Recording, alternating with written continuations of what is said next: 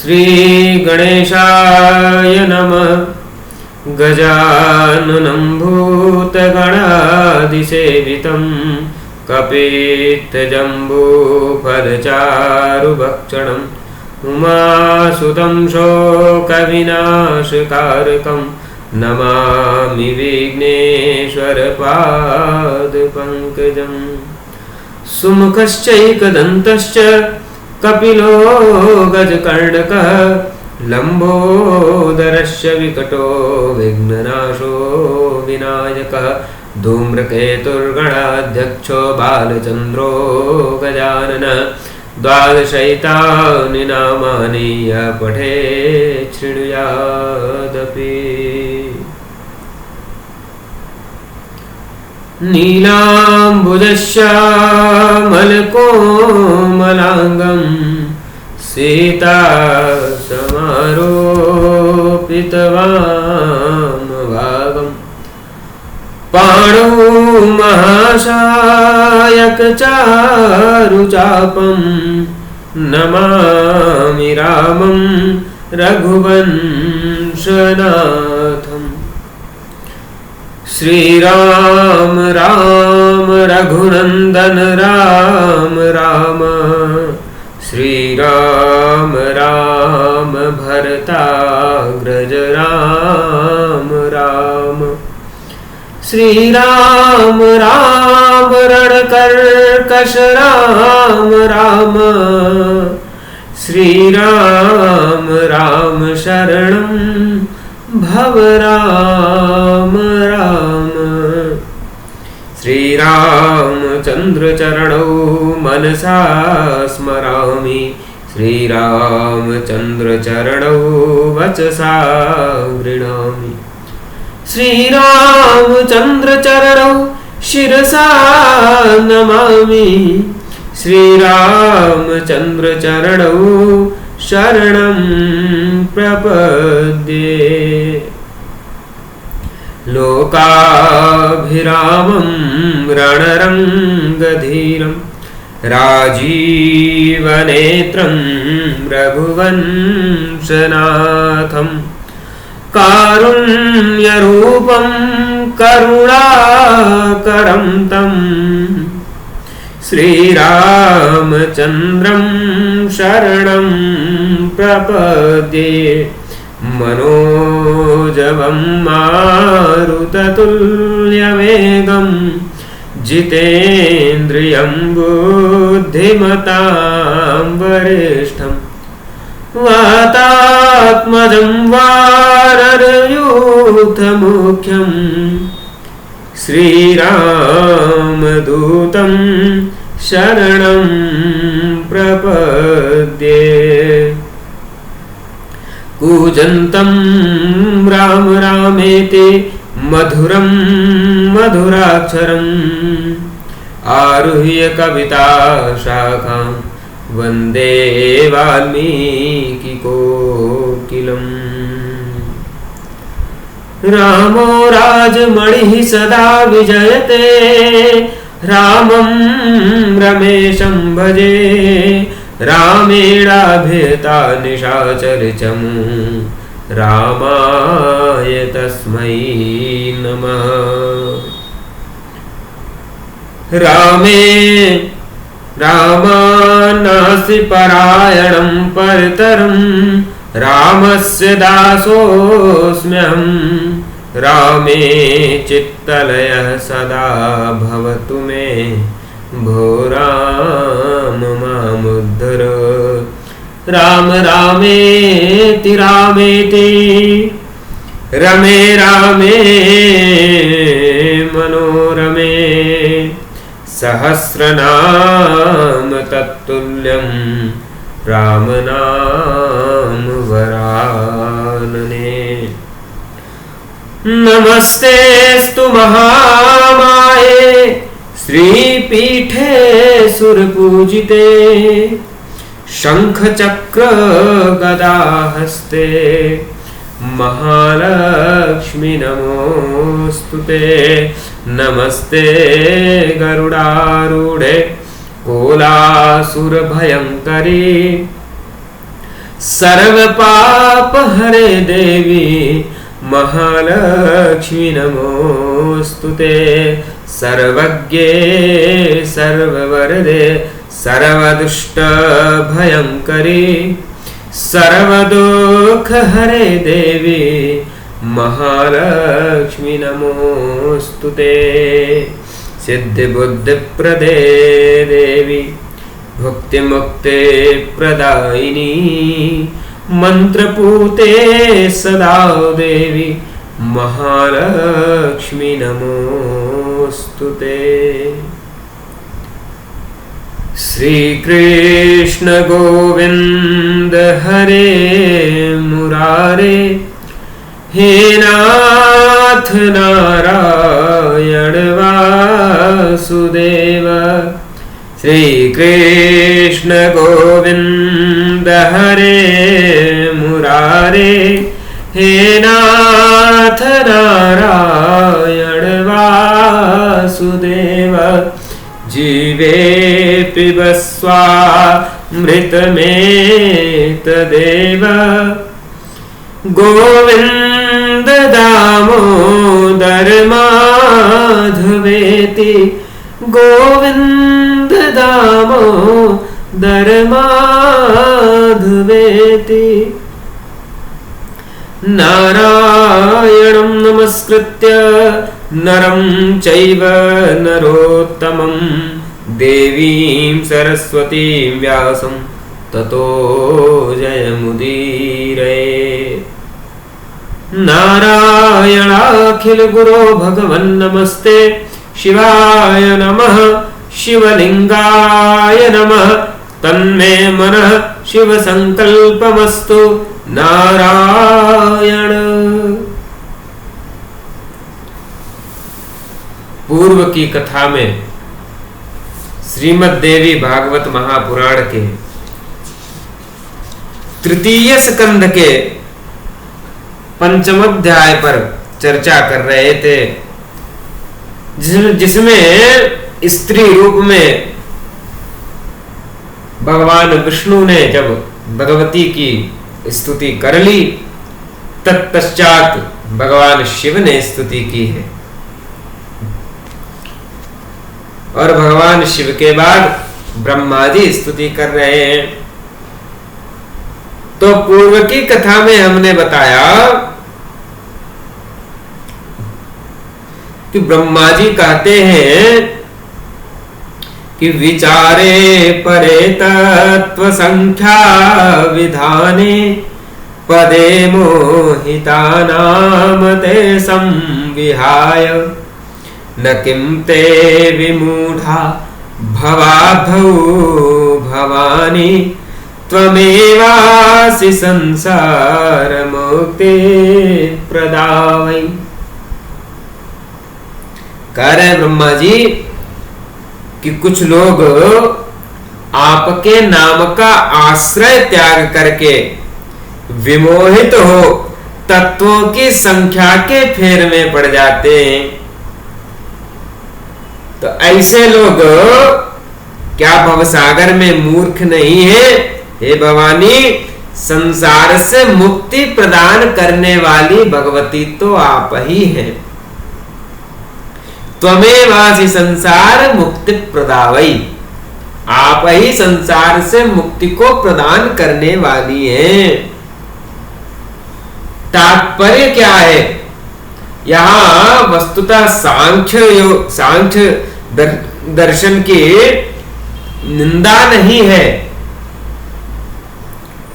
यहाँ भगवती के नाम की बड़ाई की गई है, भगवती के नाम की प्रशंसा की गई है। भगवान के नाम में बड़ी शक्ति होती है। भगवान के नाम में इतनी शक्ति होती है कि किसी ने यदि अपने संपूर्ण जीवन पाप ही पाप किया हो, परंतु पूर्व जन्म के कृत किसी पुण्य के कारण अंत काल में मुख से यदि भगवान का नाम निकल जाए तो भगवान उसका कल्याण कर देते हैं। और बड़ी सुंदर कथा प्राप्त होती है इस पर। अजामिल की कथा। अजामिल नाम का एक ब्राह्मण था। वेश्याओं के संग में आने के कारण वह पतित हो गया, और पतित ऐसा हुआ कि उसके घर में देवालय होना चाहिए था, देवालय के स्थान पर मदिरालय हो गया। उसका घर मधुशाला बन गई। और कहते हैं कि अजामिल दिन रात विषयों में डूबा रहने लगा, भगवान को विस्मृत कर दिया, अनेक प्रकार के पापाचार में लिप्त रहता था। कालांतर से एक पुत्र हुआ, तो दैव योग से किसी पुण्य कर्म के कारण उसमें ऐसी सद्बुद्धि हुई कि अजामिल ने अपने पुत्र का नाम नारायण रख दिया।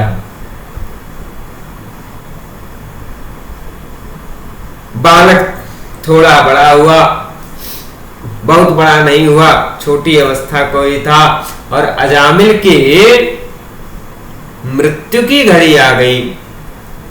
अब जब मृत्यु की घड़ी आई तो अजामिल शैया पर पड़ा था, और अजामिल ने देखा कि काले काले भयानक आकार वाले विकराल यमदूत उसके पास आकर के खड़े हो गए। यमदूतों को देख करके अजामिल को बड़ा भय लगने लगा। भय के मारे अजामिल कांपने लगा, और जब भय के मारे कांपने लगा तो उसने अपने पुत्र को पुकारा। उसने अपने पुत्र को नारायण नारायण कह के पुकारा। क्यों? क्योंकि उसके पुत्र का नाम नारायण था। परंतु यहाँ करुणा वरुणालय भक्त वत्सल कृपा सिंधु भगवान की भक्त वत्सलता, दयालुता, करुणा देखिए कि पुकारा उसने पुत्र को, और पुत्र को पुकारने से भी चूंकि मुख से नारायण जो कि भगवान का नाम है, यह इस नाम की जब ध्वनि उसके मुख से हुई तो क्या हुआ, श्रीमन नारायण के पार्षद गण वहां आ गए और यमदूतों को वहां से भगा दिया। यमदूत यमराज के पास गए, शिकायत करने लगे कि भगवान के पार्षदों ने हमें भगा दिया। और अजामिल जिसने अपने संपूर्ण जीवन में पाप के अतिरिक्त कुछ नहीं किया, सारे पाप कर डाले, वेश्यागामी हो गया, मदिरा पान करने लगा, समस्त संध्या आदि कृत्यों से धर्म भ्रष्ट, पथ भ्रष्ट, पूर्ण रूपेण पतित हो चुका इस ब्राह्मण को जब हम लेने पहुंचे तो भगवान के पार्षद आ गए। तो यमराज ने पूछा कि उसने अंत में क्या कहा था। तो कहते हैं यमदूत कि अजामिल ने अंत में नारायण नारायण पुकारा, परंतु उसने अपने पुत्र को पुकारा था। तो अजामिल कहते हैं किसी भी विधा से उसके मुख से यदि अंतकाल में भगवान का नाम प्रस्फुटित हो गया तो उसका उद्धार निश्चित है। वो भगवान के लोक को ही जाएगा, नारायण के लोक को ही प्राप्त होगा। इस बात से कोई अंतर नहीं पड़ता कि वो अपने पुत्र को पुकार रहा था। इसीलिए पुरातन काल में हमारे यहां जब नामकरण होता था तो बड़ा सोच विचार करके नामकरण होता था।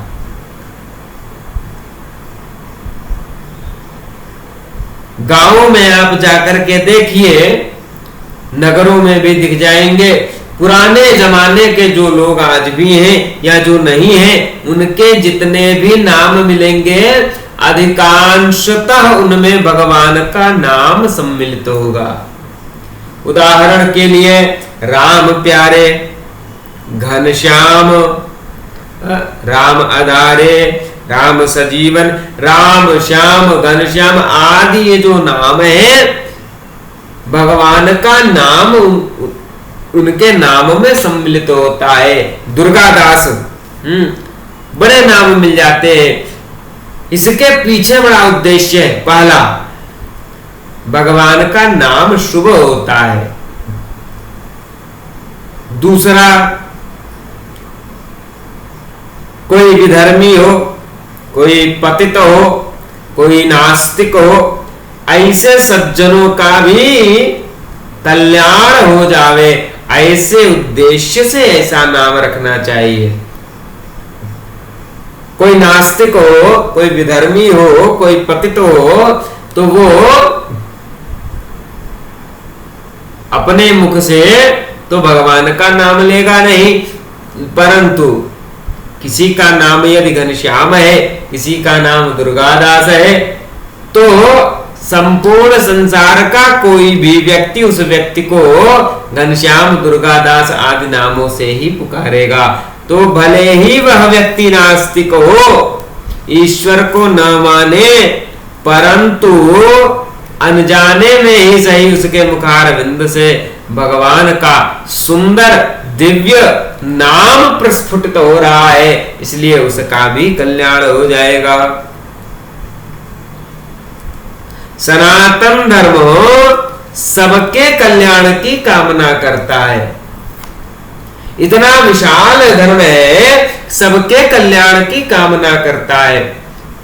सर्वे भवन्तु सुखिनः, सर्वे सन्तु निरामया। हमारे यहाँ सर्वे भवन्तु सुखिनः कहा गया, सभी सुखी हो। और ध्यान दीजिए, यहाँ सभी हिंदुओं के सुखी रहने की कामना नहीं है, सभी मनुष्यों के सुखी होने की कामना नहीं है, समस्त प्राणियों के सुखी होने की कामना करता है सनातन धर्म। 84 लाख योनियों में जितने भी प्राणी हैं, वे समस्त प्राणी सुखी हो, हर कोई सुखी हो। ये पृथ्वी सुखी हो, ये नदियां सुखी हो, पर्वत सुखी हो, वृक्ष सुखी हो, जितने भी जीव जंतु हैं वे सभी सुखी हो, ऐसी कामना सनातन धर्म करता है। और सनातन धर्म के अतिरिक्त अन्य कोई कर भी नहीं सकता है। और सबके सुखी होने की कामना करता है, इसीलिए सभी सुखी रहें। ध्यान दीजिएगा, सभी सुखी रहें, ऐसी सामाजिक संरचना और सामाजिक व्यवस्था का भी विधान सनातन धर्म करता है। सनातन धर्म इतने पर शांत नहीं होता, सर्वे भवन्तु सुखिनः, सर्वे भवन्तु सुखिनः ये तो सही है, परंतु सभी सुखी हो कैसे, इसको भी व्यवस्थित करता है, सुनियोजित करता है सनातन धर्म। और जिस व्यवस्था के द्वारा सर्वे भवन्तु सुखिनः का आधार रखता है सनातन धर्म, उस व्यवस्था को वर्णम व्यवस्था कहते हैं। वर्तमान में वर्ण व्यवस्था को लेकर के बड़ी भ्रांति है, और प्रचार माध्यमों के द्वारा, शिक्षा व्यवस्था के द्वारा षड्यंत्र पूर्वक, अज्ञानता पूर्वक नहीं, षड्यंत्र पूर्वक, यह अंग्रेजों का षड्यंत्र रहा है, विघटनकारियों का षड्यंत्र रहा है कि इन्होंने शिक्षा तंत्र के द्वारा, प्रचार तंत्र के द्वारा यह प्रचारित करवाया कि वर्ण व्यवस्था जो है ये बहुत बुरी व्यवस्था है। हम आपको बतावे, वर्ण व्यवस्था की बुराई तो खूब की जाती है, परंतु कभी उस पर चर्चा करने के लिए कोई तत्पर नहीं होता। जानते हैं कि यदि इस पर चर्चा प्रारंभ हो गई तो कोई दाल नहीं गलेगी किसी की। हमारे पूज्य गुरुदेव जी कहते हैं कि जब तक इस संसार में एक भी मनुवादी जीवित है, एक भी मनुवादी जीवित है, किसी की दाल नहीं गलने वाली है। हम आपको बताएं, आज कहा जाता है कि धर्म परिवर्तन बड़ी तेजी से हो रहा है। धर्म परिवर्तन को रोकने के लिए रोड़ा क्या है? वो भी क्या है? मनुवाद है। कहते हैं लव जिहाद बहुत हो रहा है, इसको रोकने की भी विधा क्या है?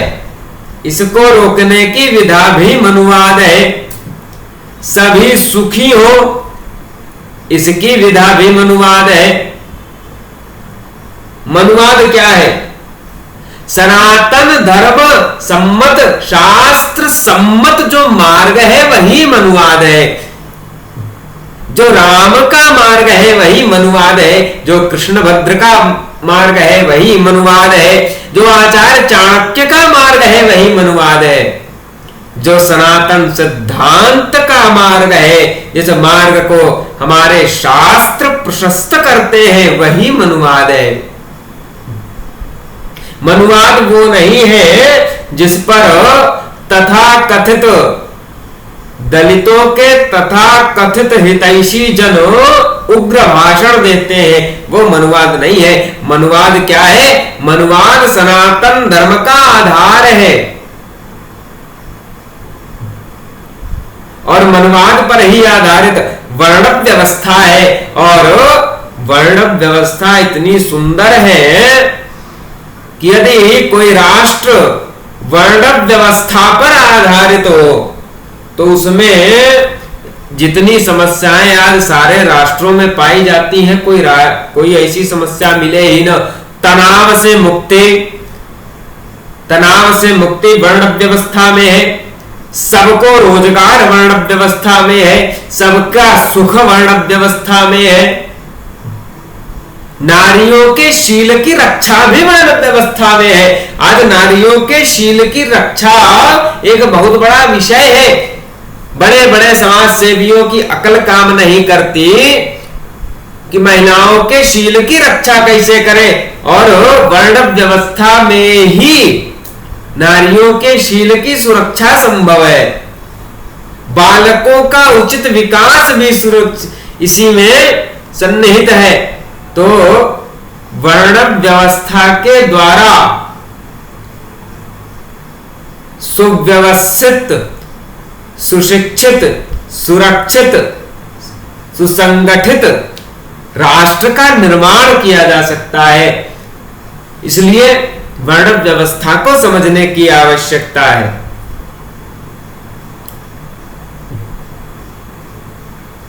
वर्ण व्यवस्था क्या है? एक सामाजिक व्यवस्था है। और कैसी सामाजिक व्यवस्था है? जिसमें सभी का बराबर ध्यान रखा गया है। आज आपको बड़ी विडंबना बता दें, आज कहा जाता है, नारा दिया जाता है कि सब पढ़े सब बढ़े।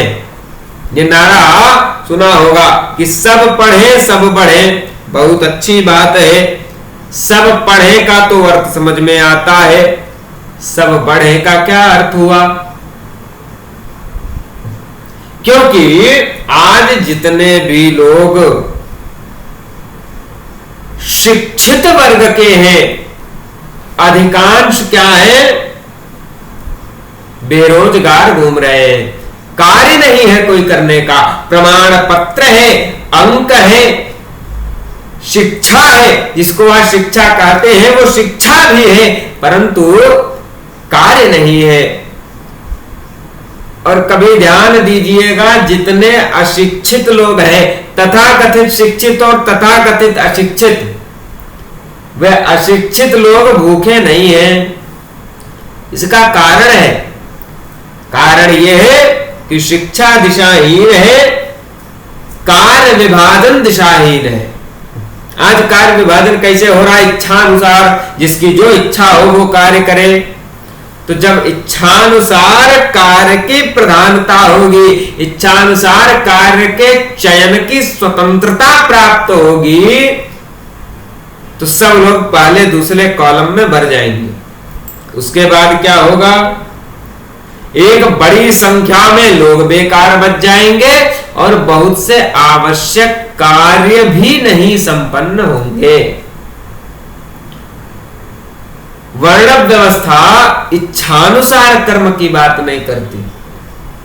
वर्ण व्यवस्था कहती है कि अमुक का ये कर्तव्य है, अमुक को ये कार्य करना है, ऐसा श्रम विभाजन होता है। और आपको हम बताएं, आप प्रशासनिक भवनों को देखिए, प्रशासनिक कार्यालयों को देखिए, कोई भी कार्यालय देख लीजिए, वहां पर भी सबके कार्य विभाजित होते हैं। अधिकारी ये कार्य करेंगे, उनके नीचे के ये कार्य करेंगे, अमुक अमुक ये कार्य करेंगे। कार्य विभाजन वहां भी है। तो ऐसा कार्य विभाजन है और कोई दूसरे के कार्य में हस्तक्षेप नहीं कर सकता। अधिकार क्षेत्र बटे हुए हैं। जैसे कलेक्टर का अधिकार क्षेत्र कुछ होगा, डिप्टी कलेक्टर का अधिकार क्षेत्र कुछ होगा, शिक्षक का अधिकार क्षेत्र कुछ होगा, प्रधानमंत्री का अधिकार क्षेत्र कुछ होगा। सबके अधिकार क्षेत्र बटे हुए हैं। इसी प्रकार सनातन धर्म सम्मत वर्ण व्यवस्था में भी श्रम विभाजन है। श्रम विभाजन किसके आधार पर है? वर्णों के आधार पर है। वर्ण क्या है? 4 वर्ण है, ब्राह्मण, क्षत्रिय, वैश्य, शूद्र। अब इस पर भी बड़ा विवाद होता है कि वर्ण तो मनुष्यों ने बना दिए, भगवान ने सबको मनुष्य बनाकर भेजा है। तो इस पर हम बतावें, गीता में भगवान ने कहा है चातुर्वर्ण्यम में अष्ट गुण कर्म विभागश। भगवान कहते हैं चारों वर्णों की रचना मेरे द्वारा की गई है। और कैसे की गई है? गुण कर्म विभागश, गुण और कर्मों के विभाग पूर्वक की गई है। और शांकर भाष्य में भगवत्पाद आद्य शंकराचार्य महाभाग ने इसके भाष्य में ईश्वरेण पद का प्रयोग किया है, कृष्णेन पद का प्रयोग नहीं किया। क्योंकि कोई ये प्रश्न करे कि गीता तो भगवान कृष्ण ने कही है और भगवान कृष्ण कर रहे हैं चातुर्वर्ण्यष्ट गुणकर्म विभाग।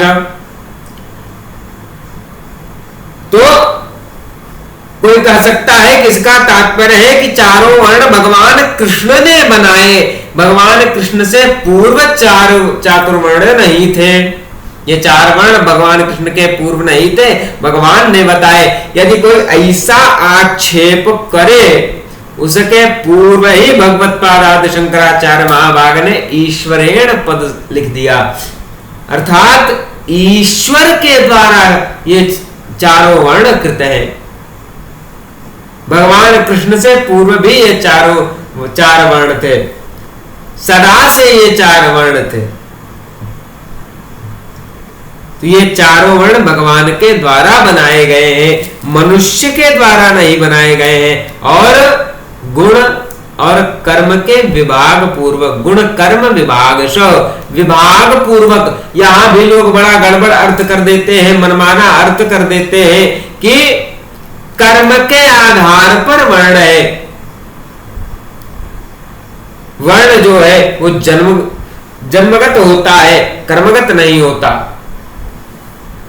कर्म के विभाग पूर्वक भगवान कह रहे हैं, गुणों के विभाग पूर्वक, अर्थात चारों वर्णों में गुण और कर्मों का विभाजन है। कर्म के आधार पर वर्ण नहीं है, क्योंकि यदि कर्म के आधार पर वर्ण हो तो कर्म बदलने से वर्ण बदल जाना चाहिए।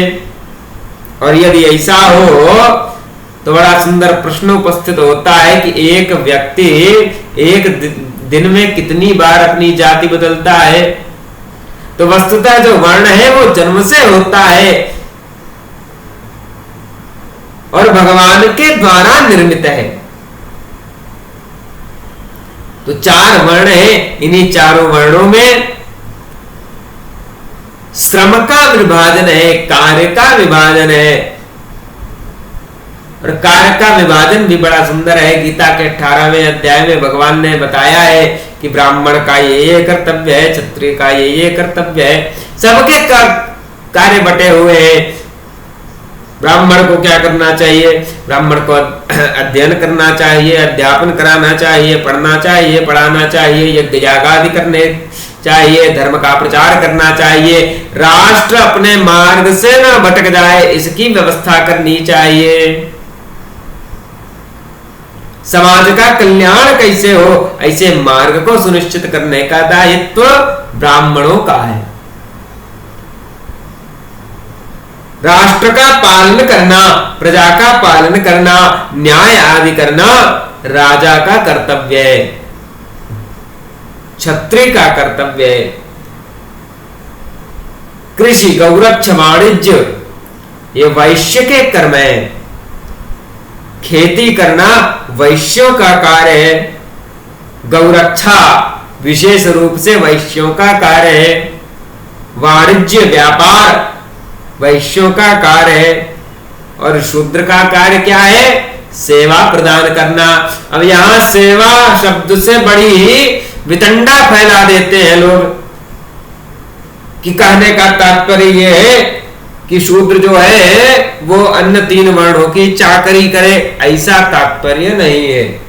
सेवा प्रदान करे। हम बड़ा लौकिक उदाहरण आपके समक्ष प्रस्तुत करते हैं।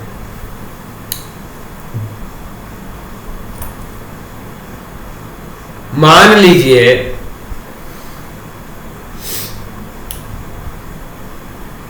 आप सभी के पास मोबाइल फोन होगा। मोबाइल फोन में सिम कार्ड होगा। उसके माध्यम से आप वार्तालाप कर सकते हैं। इंटरनेट के माध्यम से एक दूसरे से जुड़ सकते हैं, अनेक कार्य कर सकते हैं। तो ये कार्य आप कैसे कर सकते हैं?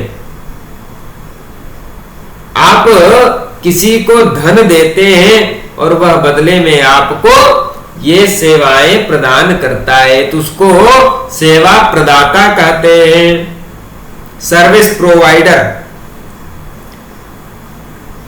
तो शूद्र भी सेवा प्रदाता है, इसी प्रकार सेवा प्रदाता है। शूद्र सेवा करे इसका अर्थ ये नहीं है कि अन्य 3 वर्णों के चरणों में निरंतर पड़ा रहे, उसका शोषण किया जाए, ऐसा तात्पर्य नहीं है। वस्तुतः कुटीर उद्योग, लघु उद्योग और सेवा के समस्त प्रकल्प शूद्रों के पास ही है, उन्हीं को प्रदान किए गए हैं। उत्पादन, निर्माण, ये समस्त कार्य शूद्रों के ही हैं। लघु उद्योग, कुटीर उद्योग, वैश्य क्या करते थे? वैश्य वितरण का कार्य करते थे। शूद्रों ने सामानों को बनाया और वैश्यों ने उसे उचित लाभ देते हुए खरीद लिया और उसके बाद स्वयं उचित लाभ देते हुए उसको वितरित किया, बेचा, आगे बेचा। तो वैश्यों का कार्य कारखाना खोलना नहीं है। कारखाना खोलना, वस्तुओं का निर्माण करना, ये शूद्रों का कार्य है। इसीलिए हमारे यहां कहते हैं कि इंजीनियरिंग जो है वो पूरी तरह से शूद्र कर्म है। भगवान ने इंजीनियर बनने का लाइसेंस ही शूद्रों को प्रदान किया है कि सारी इंजीनियरिंग तुम्हारी है। और बड़ा सुंदर उदाहरण दें, जो बोलते हैं कि शूद्रों का शोषण किया गया, उन्हें दबाया गया है, उनकी शिक्षा दीक्षा नहीं हुई। वे जरा ध्यान दें, हमारे जितने भी पुरातन भवन हैं जिनको देख करके लोग लट्टू होते हैं, सोचते हैं कि इसका निर्माण कैसे हुआ।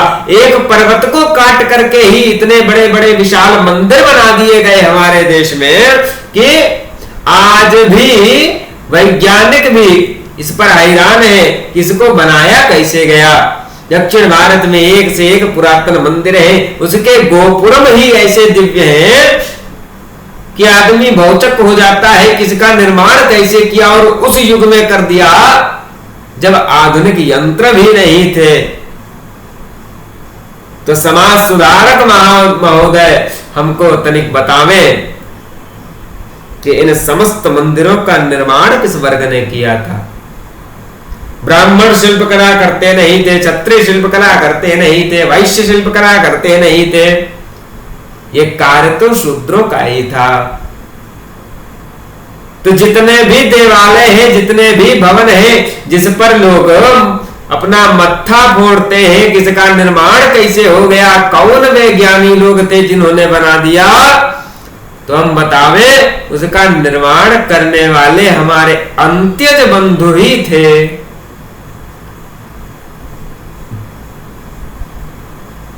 और ऐसी कलाकारी किसी का शोषण करके नहीं करवाई जा सकती।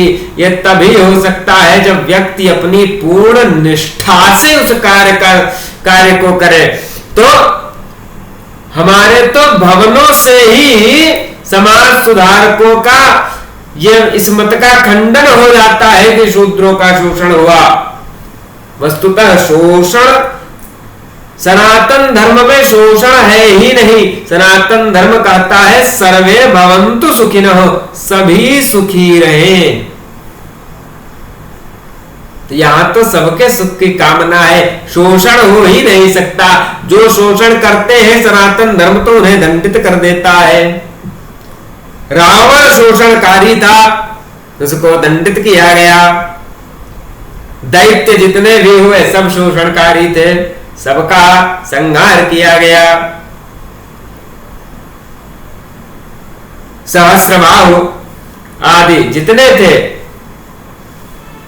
छोड़ा नहीं गया किसी को सनातन धर्म में। शोषण करने वाले को तो सनातन धर्म में छोड़ते ही नहीं है। तो ये कैसे कह दिया कि शूद्रों का शोषण किया गया? कदापि नहीं किया गया।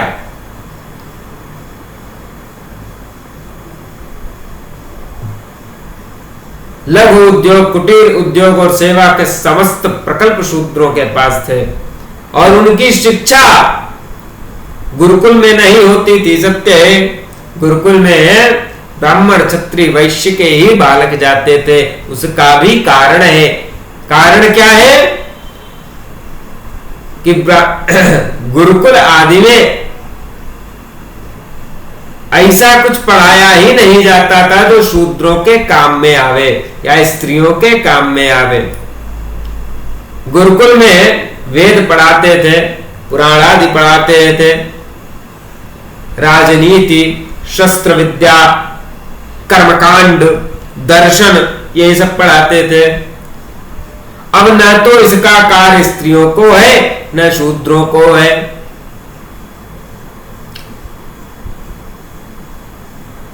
उनको इससे कोई मतलब नहीं। अब प्रश्न उठता है कि यदि वेद आदि नहीं पढ़ेंगे तो कल्याण कैसे होगा? तो भगवान ने गीता के 18वें अध्याय में बड़ा सुंदर वचन कहा है। बड़ा सुंदर वचन है, स्वे स्वे कर्मण्यभिरता संसिद्धिं लभते नरः।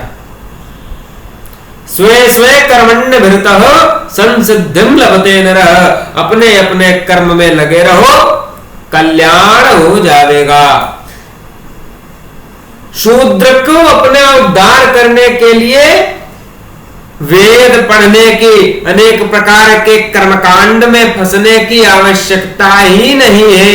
उदाहरण के लिए मान लीजिए कि कोई बढ़ई है, वो निष्ठा पूर्वक उसका जो कार्य है लकड़ी का वो करता रहे और अपने इष्ट का भजन करता रहे, हो गया उसका उद्धार। उसको अतिरिक्त कुछ करने की आवश्यकता ही नहीं है, उसे यज्ञ याग आदि कुछ करने की आवश्यकता नहीं है।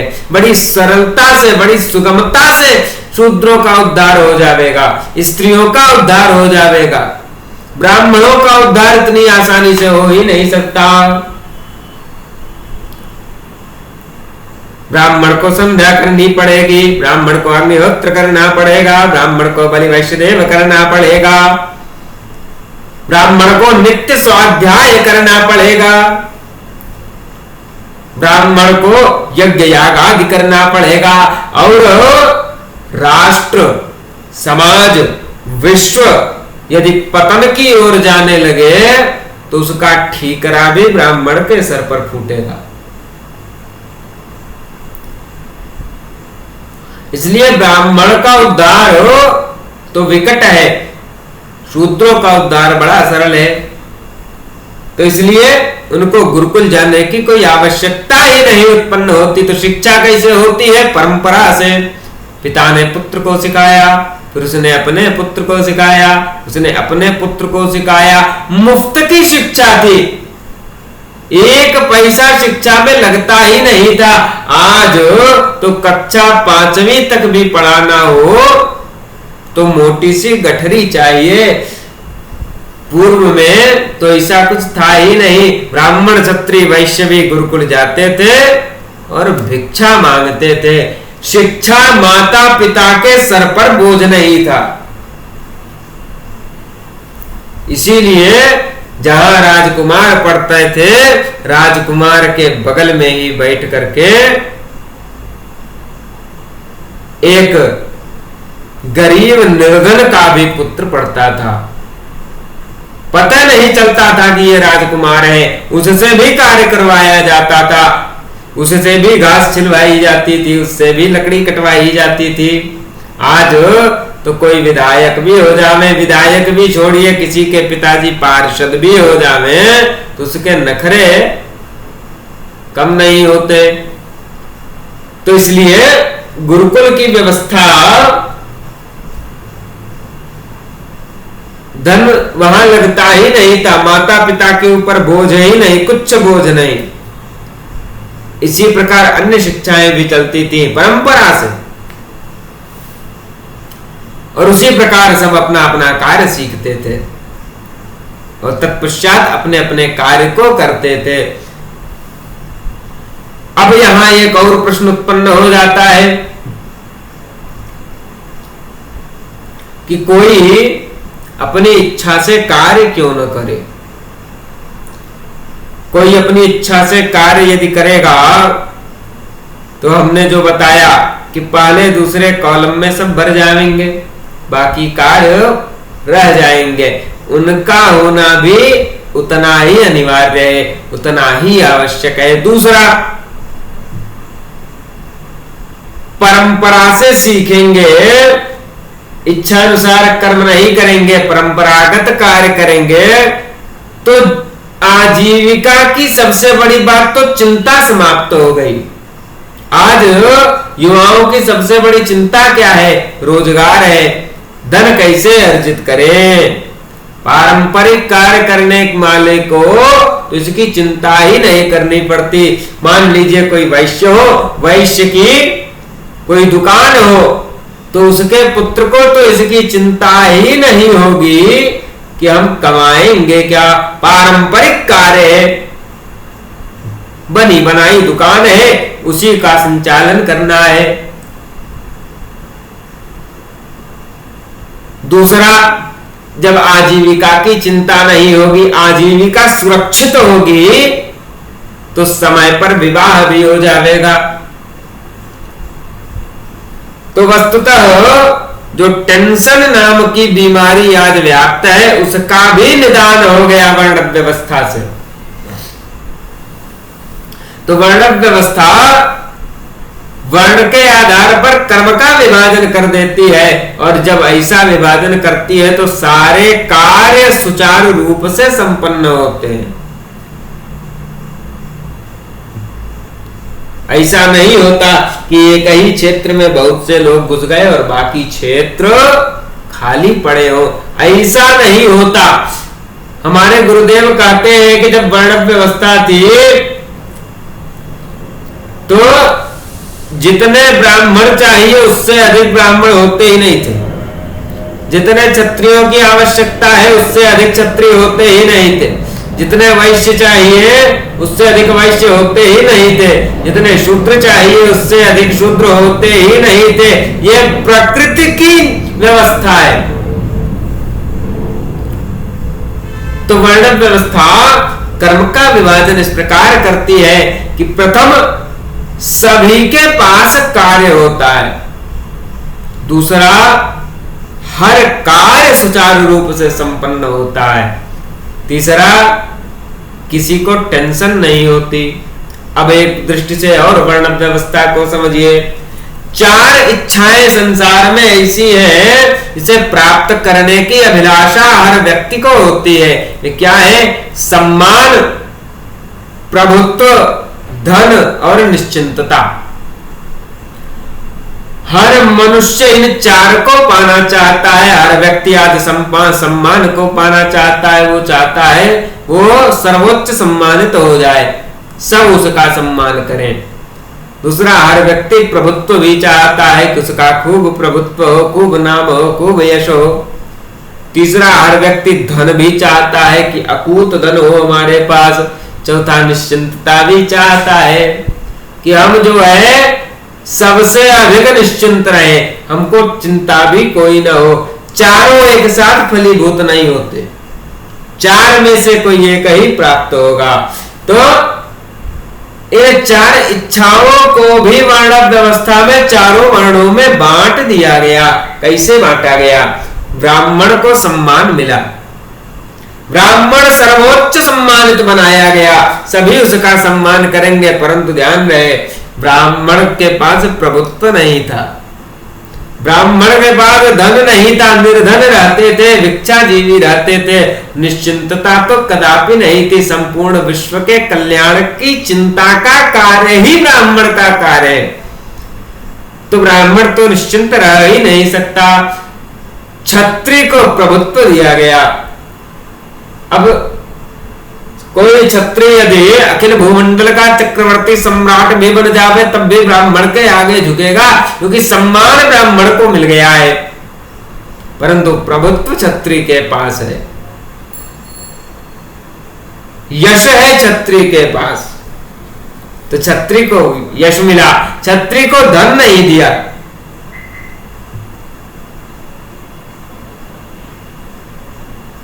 प्रजा का जो कर है वो राजा का धन नहीं है, वो राष्ट्र का धन है। राजा तो वेतन लेता है, तो धन भी नहीं दिया और निश्चिंतता भी नहीं दी। प्रजा सुखी कैसे रहे, प्रजा का कल्याण कैसे हो, अन्य जो राष्ट्र है वे हमला न कर दे, राष्ट्र की सुरक्षा कैसे हो, ऐसी सारी चिंताएं क्षत्रिय को प्राप्त है। तो क्षत्रिय भी निश्चिंत नहीं रह सकता। वैश्य को धन दे दिया तो वैश्यों के पास धन बहुत रहा, सेठ कहलाए,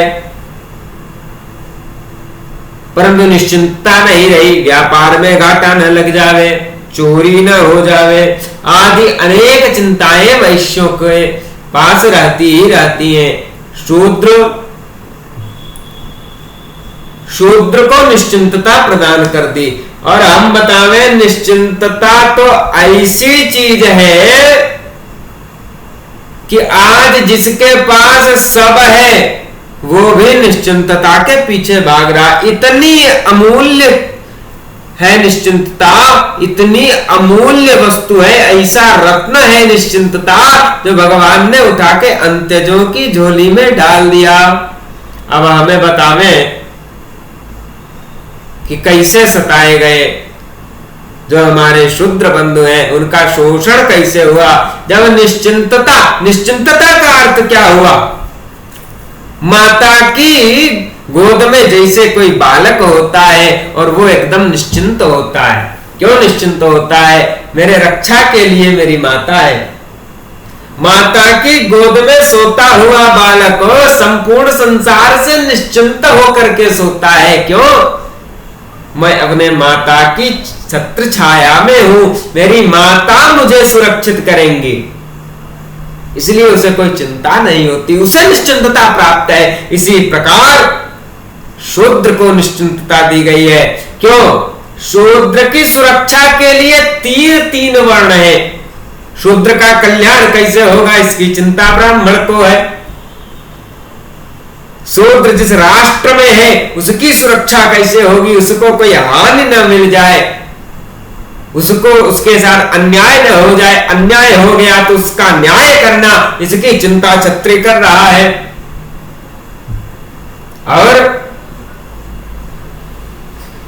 शूद्र को धन की कमी न होने पावे, उसका जो कार्य है वो कार्य चलता रहे, उसके उत्पाद जो है वो बिकते रहे, इसकी चिंता के लिए वैश्य बैठा है। तो अब क्या है? उसे संसार के कल्याण की चिंता से छुटकारा, उसे राष्ट्र के कल्याण की चिंता से छुटकारा, उसे राष्ट्र की अर्थव्यवस्था से भी छुटकारा। तो शूद्र का कार्य तो बड़ा आसान है, दिन भर अपना कार्य किए, चद्दर तान के सो गए हरि नाम लेके, उसे चिंता की आवश्यकता ही नहीं है।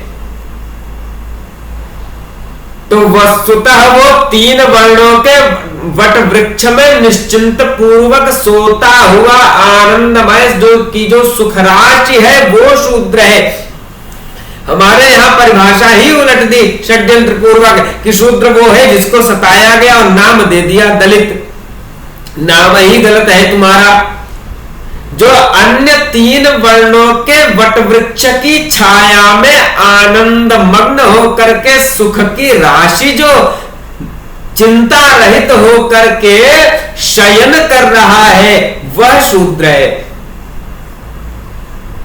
शूद्र वह नहीं है जिसको सताया गया, शूद्र वो है जो सबसे सुखी है। शूद्र वो है जिसके लिए वैकुंठ जाना सबसे सरल है। वैकुंठ जाने के लिए जिसे अधिक श्रम करने की आवश्यकता ही नहीं है। यज्ञ यज्ञादि उसे नहीं करने हैं, वेदों को कंठस्थ उसे नहीं करना है, स्वाध्याय उसे नहीं करना है, संध्या तर्पण बलि वैश्यदेव आदि उसे नहीं करना है, अग्निहोत्र उसे नहीं करना है। तो जितने भी जटिल कार्य है सबसे छुटकारा दे दिया भगवान ने। भगवान ने कहा कि तुम खाली राम राम कर दो, तुम्हारा उद्धार हो जाएगा। स्वे स्वे कर्मण्य भरता संसिद्धम लभते नरः। सनातन धर्म में फल चौर्य नहीं है, फल से वंचित किसी को नहीं किया गया। जो फल ब्राह्मण को प्राप्त होगा वही फल शूद्र को भी प्राप्त होगा। मार्ग भिन्न है और शूद्र का मार्ग तो बड़ा सरल है, बहुत सरल है। शूद्र होते हुए भगवान को प्राप्त करना बहुत सरल है, कुछ करना ही नहीं चाहिए। ब्राह्मण यदि संध्या से भ्रष्ट हो जावे तो समस्या उत्पन्न हो जाएगी, पतित हो जाएगा। परंतु शूद्र, उसके लिए संध्या का विधान ही नहीं रखा भगवान ने। तो हमने कहा कि तीन वर्णों के ब्राह्मण क्षत्रिय वैश्य के वट वृक्ष के नीचे आनंद मग्न सुख की राशि के समान चिंता रहित होकर जो लेटा हुआ है, जो सो रहा है, वह शूद्र है। शूद्र वो नहीं है जिसे सताया गया। तो इस प्रकार वर्ण व्यवस्था श्रम का विभाजन करती है। वर्ण व्यवस्था समाज और राष्ट्र के लिए सबसे उपयुक्त व्यवस्था है, जिसमें सभी का कल्याण निहित है। सभी का समय पर विवाह हो, सभी को समय पर आजीविका मिले, सभी का कल्याण हो। ऐसी व्यवस्था वर्ण व्यवस्था है। तो आज वर्ण व्यवस्था पर चर्चा बहुत विस्तृत हो गई, परंतु वर्ण व्यवस्था पर चर्चा आवश्यक है, क्योंकि जो सनातन का मूल है यदि उस पर चर्चा नहीं करेंगे तो सनातन धर्म की व्याख्या कैसे करेंगे, सनातन धर्म को समझेंगे कैसे, सनातनी कैसे बनेंगे। इसलिए सनातन धर्म के मूल की चर्चा बड़ी आवश्यक है। इसलिए वर्ण व्यवस्था पर चिंतन बहुत आवश्यक है, और इस प्रकार से जब चिंतन करेंगे तो क्या होगा, किसी की दाल कदापि नहीं गलेगी, गल ही नहीं सकती किसी की दाल। इसीलिए हमारे गुरुदेव कहते हैं जब तक इस संसार में एक भी मनुवादी है किसी की दाल नहीं गलेगी।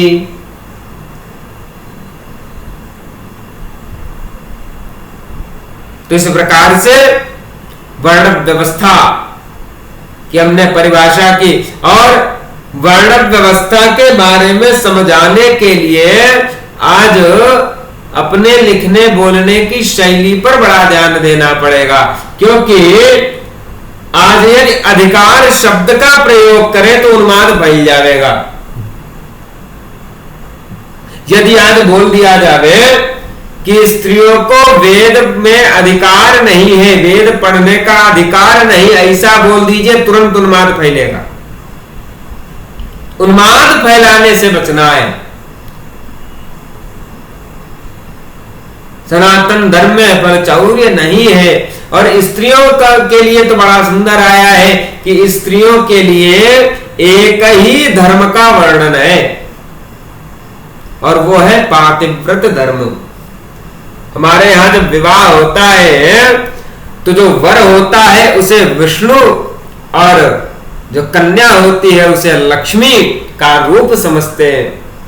पाणी ग्रहण नारायण ही करते हैं, ध्यान रखिए, पाणी ग्रहण जो होता है वह नारायण करते हैं। ये जो मुर्दा शरीर है, ये शव क्या पाणी ग्रहण करने की शक्ति रखता है? कदापि नहीं, पाणी ग्रहण नारायण करते हैं। इसीलिए जो पतिव्रता स्त्रियां होती हैं वे पति के द्वारा नारायण को प्राप्त कर लेती हैं। इसीलिए स्त्रियों के लिए एक ही विधान है, वो ब्राह्मणी हो, छत्राणी हो, वैश्या हो या फिर शूद्रा हो, कोई भी स्त्री हो, उसके लिए मात्र पातिव्रत धर्म का उल्लेख है,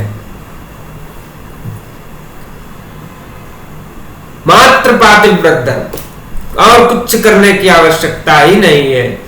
और यहां भी वही स्वे स्वे कर्मण्य भरित संसिद्धिं लभते नरः, अपने अपने कर्म में यदि कोई मनुष्य प्रीति पूर्वक लगा हुआ है तो वो भगवान को अवश्य में वह प्राप्त करेगा।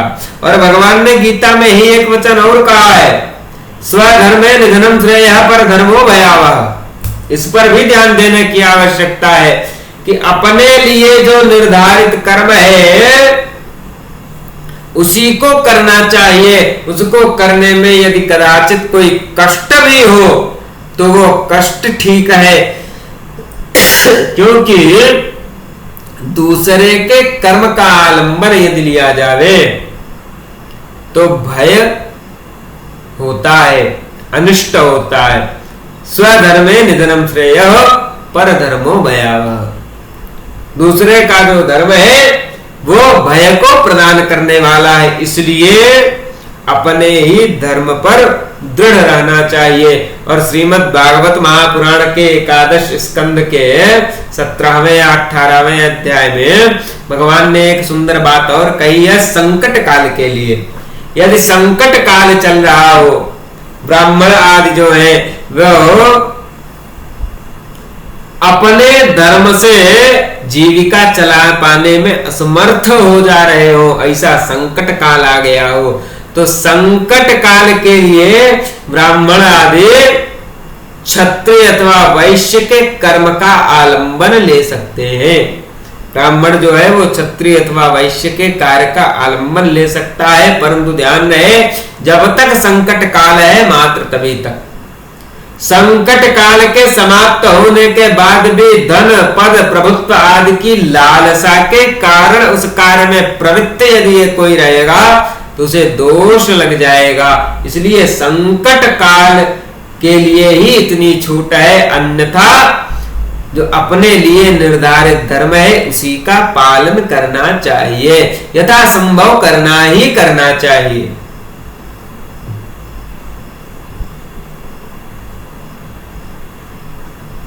तो फलचौर्य नहीं है सनातन धर्म में। मोक्ष में सबका अधिकार है, भगवत प्राप्ति में सबका अधिकार है, समान रूप से अधिकार है। कर्म भिन्न है, कर्मों की भिन्नता है। इसलिए सनातन धर्म सम्मत जो वर्ण व्यवस्था है उस पर चर्चा आवश्यक है। यही मनुवाद है। मनुवाद कुछ और नहीं है। जैसा बता देते हैं मनुवाद ऐसा कुछ नहीं है, यही मनुवाद है। सनातन धर्म सम्मत शास्त्र सम्मत जो मार्ग है वही मनुवाद है। भगवान श्री राम का जो मार्ग है, जो भगवान श्री कृष्ण भद्र का जो मार्ग है, श्रीमन नारायण का जो मार्ग है, हमारे आचार्यों के द्वारा प्रशस्त जो मार्ग है वही मनुवाद है।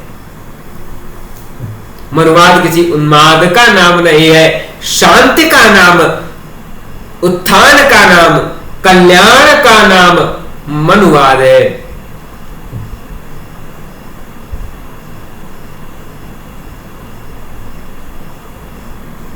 तो इस प्रकार हमने मनुवाद की, वर्णाश्रम व्यवस्था की हमने व्याख्या की। तो ऐसे में भी उद्धार कैसे हो प्रश्न आता है। तो वर्तमान में कलयुग चल रहा है, तो कलयुग में उद्धार होने की बड़ी सुंदर सरल, बहुत ही सुंदर और सरल विधा है। क्या? भगवान के नाम का आश्रय।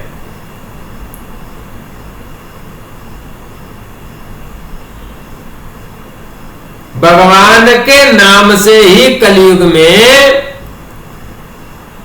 मोक्ष हो जाता है, उद्धार हो जाता है। कलयुग केवल नाम आधारा। कलयुग में नाम ही एकमात्र आधार है, इसलिए भगवान नाम कीर्तन करना चाहिए। तो ब्रह्मा जी कह रहे हैं कि आपका नाम छोड़ करके तत्वों की संख्या में लिप्त रहते हैं, ऐसे लोग मूर्ख हैं। यहाँ सांख्य दर्शन की निंदा नहीं है, भगवान के नाम की प्रशंसा की गई है। ये भगवान के नाम की शक्ति है कि वो सबको तार देती है, इसलिए भगवान का नाम लेना चाहिए। आज की वाणी को, आज की कथा को यहीं पर विश्राम। 2 मिनट भगवान नाम संकीर्तन, तत्पश्चात वाणी को विराम। श्रीमन्नारायण नारायण नारायण, श्रीमन्नारायण नारायण नारायण, भजमन्नारायण नारायण नारायण, श्रीमन्नारायण नारायण नारायण, भजमन्नारायण नारायण नारायण। नारायणाखिल गुरो भगवन् नमस्ते शिवाय नमः, शिवलिंगाय नमः, तन्मे मनः शिव संकल्पमस्तु। नारायण।